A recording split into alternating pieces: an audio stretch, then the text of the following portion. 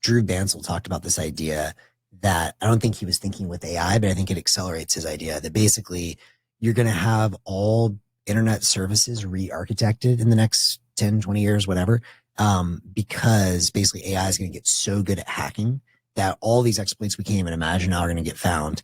And wherever there's like Bitcoin being secured, that's like what it's going to go after. And so I think very quickly that's like probably where the self-referential AI sadly starts. I wish it were something sort of pro-social, but it's probably just hacking. And, you know, phishing is like the lowest level, but it's going to get better and better and better. And so I think Drew's point was basically it's going to be a part of evolution where the sort of reward function is like, can I get more Bitcoin? Mm-hmm.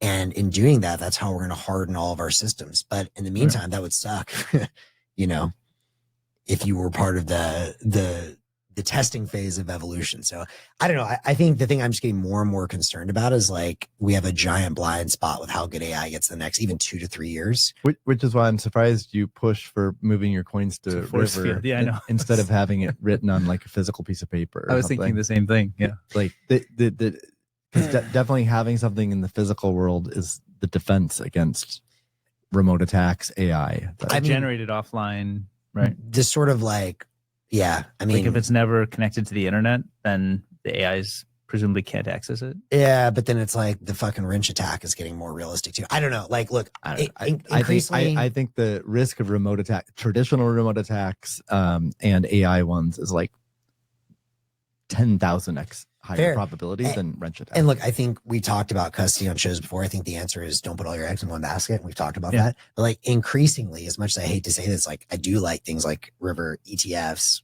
Block, and like, yeah, they're not perfect, but like, I don't know, man. Like I trust that Jack understands what's happening with AI and he's not asleep at the wheel. And there's going to be people there that are thinking about how to secure Bitcoin at Block better than me. He uses BitKey.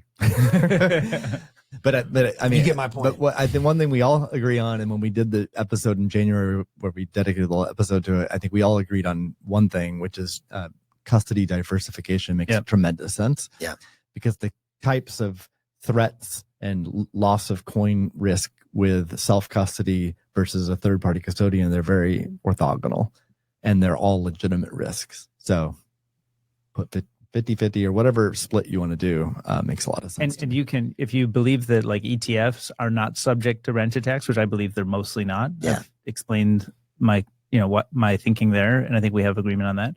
If you believe that ETFs are not subject to wrench attacks, you can get self-custody Bitcoin and multisig that is subject to no wrench attacks in the same sense that ETFs are not. And maybe, I could see all of this being a big boon for companies like Unchained. Because Unchained, has built a good business, but it hasn't like skyrocketed. But maybe this whole AI thing is what causes that to happen. I do think just in general, and like, I do think, I always try and update my thinking. Like, okay, like we all believe in Bitcoin, but like things change. And, as I see the market movement, we had a show in the market, and like, who knows what happens short term, but like we talked about quantum risk a lot. There's stuff there that I'm still not fully comfortable with doing my own education on that. But I do think that like, AI hacking risks are like a new category that I have not taken seriously enough yet. And I think that everyone should be thinking more about that. Yep. Agreed. And didn't Sundar, I thought I saw a headline, did he say 5 years for quantum? I mean,